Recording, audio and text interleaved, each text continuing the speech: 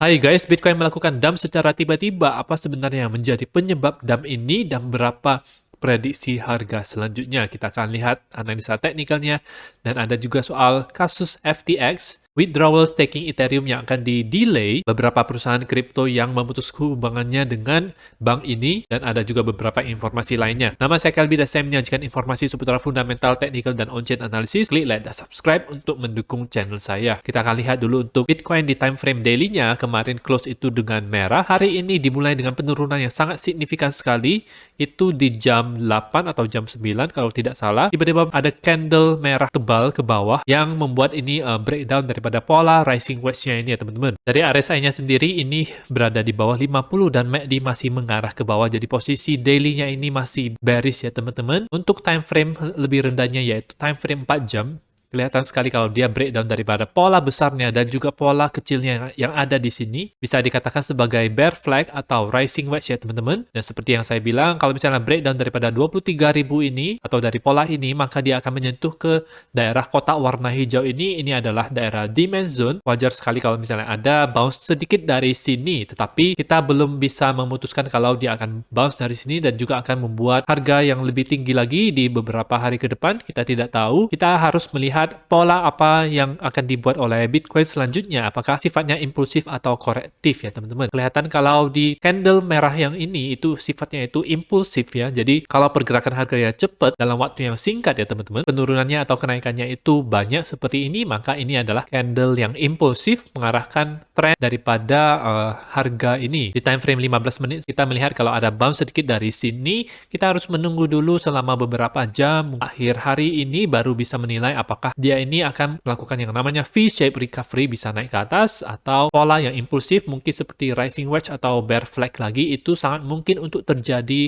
untuk harga Bitcoin. Dan seperti yang di video sebelumnya juga saya bilang bahwa biasanya bulan Maret itu adalah bulan yang bearish ya teman-teman. RSI itu berada di bawah 50, kemudian terjadi MACD crossover ke bawah dan histogramnya itu juga mulai memerah dan ada red dot yang terbentuk di sini ya teman-teman. Jadi indikator juga menunjukkan kalau ini bearish. Target harga untuk besarnya itu bagaimana? Untuk target harga besarnya itu, saya memiliki skenario pertama yaitu ada potensi inverted head and shoulders untuk terjadi. Jadi saya akan mengambil daerah sekitar 61,8 dan 78,6 di sini sebagai daerah yang ada potensi bahwa Bitcoin akan melakukan yang namanya reversal. Jadi ini harganya itu di rentang 17.000 itu sampai 18.700-an. Ini akan membuat kita menyelesaikan wave 2-nya itu setelah wave 1 ini selesai teman-teman. Jadi kemungkinan wave 1 ini sudah hampir selesai kalau kita lihat dari tren yang mungkin sudah berbalik arah ke bawah teman-teman. Dan daerah yang ada potensi untuk terjadi bounce atau pembalikan arah ke atas lagi, bisa ke harga yang lebih tinggi lagi daripada 25.000, itu adalah di daerah sini. Jadi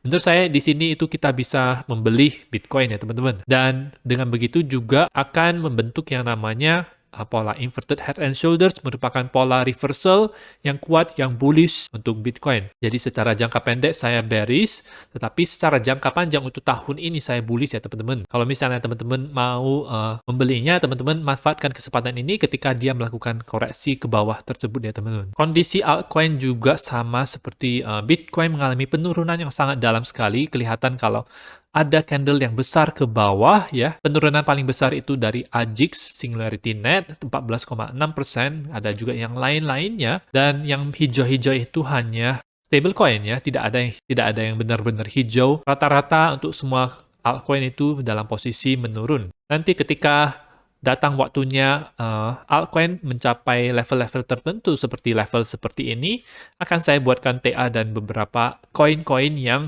rekomendasi dari saya yang kemungkinan besar bisa memiliki potensi cuan yang besar. Sekarang kita akan melihat kasus FTX di mana ada banyak sekali kekurangan atau defisit di dalam aset perusahaan tersebut ya teman-teman. Exchange crypto FTX yang bangkrut ini telah membukakan soal kekurangan di dalam aset digital dan jumlah uang fiat yang mereka miliki, di mana ada berbagai beberapa miliar dolar uang customernya itu hilang daripada exchange tersebut, dan FTX US juga. Di tanggal 2 Maret, exchange ini merilis sebuah presentasi menunjukkan kalau FTX itu punya 2,2 miliar saja di wallet exchange dan akun-akun fiatnya. di mana 694 ini terdiri dari aset kategori A seperti cash, stablecoin, dan Bitcoin dan Ethereum dihargai pada harga terakhir. Ada total 8,6 miliar dolar defisit di semua wallet yang ada dan akun, dan FTX US 116 juta. Jadi yang kena paling banyak itu adalah FTX Global yang bisa kita download ya teman-teman ketika FTX belum bangkrut. Kalau kita taruh uang di sana berarti itu adalah masuknya itu ke FTX yang global ini yang jumlahnya besar ini. Kalau FTX US kan biasanya orang US lebih memilih Coinbase untuk tempat mereka menaruh koin dan trading koin ya. Ini juga bisa menjadi salah satu alasan kenapa Bitcoin turun sekarang-sekarang ini ya teman-teman. Withdrawal staking ETH itu dikonfirmasi oleh developer Ethereum akan di-push atau di-delay ke bulan April ya teman-teman. Akan ada upgrade Shanghai yang memungkinkan user-user yang sudah staking itu bisa mem-withdraw ETH mereka di delay ke minggu pertama, minggu kedua bulan April. Harusnya sekitar tanggal 14 Maret ya teman-teman, tetapi diundur di bulan April. Ada beberapa entitas yang memegang Ethereum yang di-staking dalam jumlah terbanyak seperti Lido Exchange, dan beberapa exchange centralized lainnya seperti Coinbase, Kraken, dan Binance. 4 perusahaan ini itu kalau di total ada sekitar 56% dari semua Ethereum yang di-stake di jaringan tersebut berdasarkan Dan Analytics. Kita akan update terus, dan menurut saya upgrade ini memang bisa memberikan yang namanya selling pressure yang cukup kuat untuk token ETH, tetapi menurut saya upgrade ini sangat baik untuk ekosistem Ethereum. Di kesempatan selanjutnya saya akan ngomongin soal Ethereum dan baiknya kepada adopsi kripto. Berbagai perusahaan-perusahaan kripto itu memutus hubungannya dengan bank ini, yaitu namanya Silvergate ya. Karena Silvergate ini dia mendelay SEC filing dan harga sahamnya itu juga crash. Jadi bank Silvergate ini itu adalah bank yang khusus untuk bank yang bisa memproses on-ramp via, jadi bisa kita jual koinnya itu jadi USD beneran, atau kalau misalnya mau beli koin pakai USD itu bisa melalui bank ini. Beberapa perusahaan kripto besar yang memutus hubungannya itu seperti exchange kripto Amerika yaitu Coinbase, Crypto.com dari Singapura, Bitstamp, exchange yang sudah lama beredar yang berada di Luxembourg, exchange Amerika yaitu Gemini, Circle yang membuat stablecoin USDC, ada juga Paxos yang dulunya membuat koin BUSD. Stablecoin Tether sendiri bilang kalau dia tidak ada exposure atau hubungan apapun dengan Silvergate.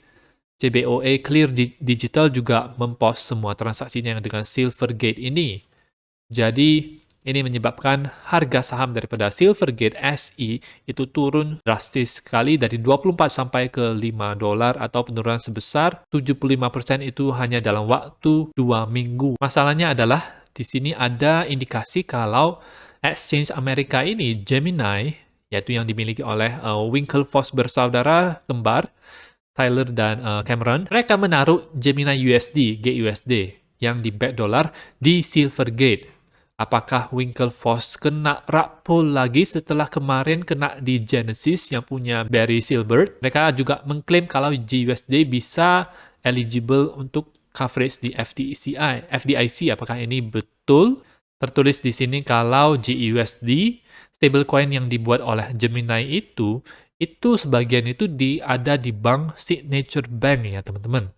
Jadi ini adalah permasalahannya. Akan ada chain reaction, efek domino yang bisa terjadi kalau misalnya Silvergate-nya bangkrut atau terjadi apa, maka Gemini juga bisa ikut terkena imbasnya, bisa berimbas ke market kripto. Jadi hal ini perlu kita waspadai untuk kedepannya. Ada juga berita soal HSBC yang memban customer-nya dari membeli kripto menggunakan kartu kredit, yang tidak tahu kenapa ini nanti juga bakal balik lagi ya teman-teman, karena mereka pasti akan butuh fee yang bisa mereka dapatkan itu ketika orang-orang customer itu membeli kripto menggunakan kartu kreditnya, pasti mereka akan balik lagi. Dan ketika candle 1 jam ini tiba-tiba tembus ke bawah dengan tiba-tiba atau turun sebesar 6%, 1.400 poin, banyak sekali orang yang terkena likuidasi long. Dalam 1 jam ini 56 juta dolar ya teman-teman. Jadi whale sudah mulai beraksi untuk melikuidasi orang-orang yang ngelong di sini. Jadi ini juga bisa menjadi salah satu alasan kenapa